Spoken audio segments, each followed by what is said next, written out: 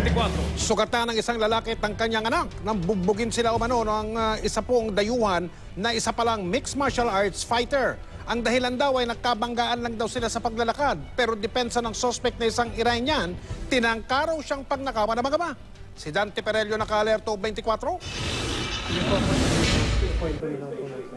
May plaster pa ang ulo ni Elizalde at kilay ng 16 na taong anak ng abutan namin sa presinto sa Maynila. Puro pasa, galos at bukol ang inabot ng mag-ama matapos bugbugin ng Iranian na si Seyed Razi Majid Jubari.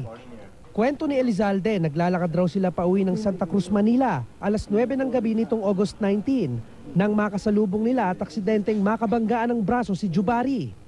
Nangingi ng sorry itong anak ko, hindi niya in-accept yung sorry. Hanggang sa nagpambuno na kami. Tinulungan daw siya ng anak pero di raw sila umubra kay Jubari dahil magaling ito sa martial arts. Depensa naman ni Jubari, planado raw ang pangyayari para nakawi ng kanyang bag na may lamang 35,000 pesos cash at 2 cellphone. Katatapos lang daw kasi niyang mag-withdraw sa ATM noon.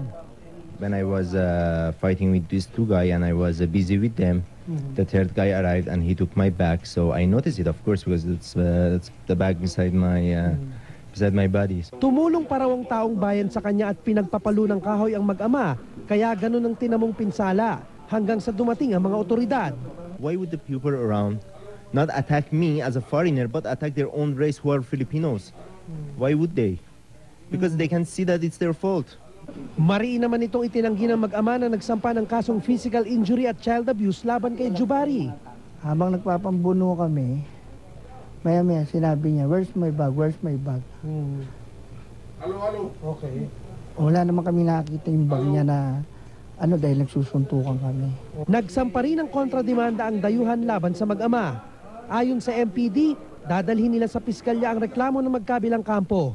Dante Perello, nakatutok, 24 oras.